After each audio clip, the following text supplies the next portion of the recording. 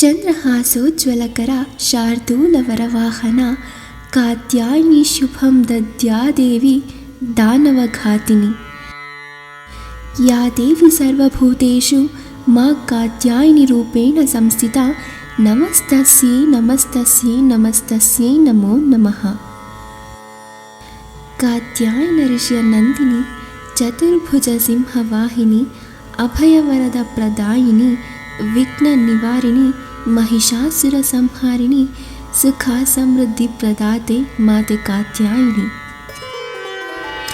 ಪುರಾಣಗಳ ಪ್ರಕಾರ ಮಹಿಷಾಸುರನ ಅತಿಕ್ರಮಣದಿಂದ ದೇವತೆಗಳು ತುಂಬ ಸಂಕಟಕ್ಕೀಡಾದರು.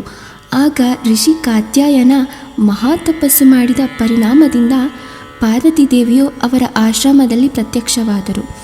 ತಾಯಿ ಸಿಂಹವಾಹಿನಿಯಾಗಿ 4 ಭುಜಗಳಲ್ಲಿ ಕಮಲ, ಖಡ್ಗ, ವರಮುದ್ರೆ ಮತ್ತು ಅಭಯ ಮುದ್ರೆಯಲ್ಲಿರುತ್ತಾರೆ. ಎಲ್ಲ ದೇವತೆಗಳು ಕಾತ್ಯಾಯಿನಿ ದೇವಿಗೆ ಅಸ್ತ್ರಶಸ್ತ್ರಗಳನ್ನು ಅರ್ಪಿಸಿದ ನಂತರ ದೇವಿ ನವರಾತ್ರಿಯ 9 ದಿನಗಳು ರಾಕ್ಷಸರ ವಿರುದ್ಧ ಯುದ್ಧ ಮಾಡಿ ಕೊನೆಯ 10ನೆಯ ದಿನದಂದು ಮಹಿಷಾಸುರನನ್ನು ಸಂಹರಿಸಿದರು. ಅದರಿಂದ ಅವರಿಗೆ ಮಹಿಷಾಸುರ ಮರ್ದಿನಿ ಎನ್ನುತ್ತಾರೆ. ದೇವಿಯನ್ನು ಆರಾಧಿಸುವುದರಿಂದ ಧೈರ್ಯ, ಜ್ಞಾನ, ನಿರ್ಭಯತೆ ಲಭಿಸುತ್ತದೆ ಮತ್ತು ಅಹಂಕಾರ, ಕ್ರೋಧ, ದುಷ್ಟ ಪ್ರವರ್ತನೆಗಳು ನಾಶವಾಗುತ್ತದೆ.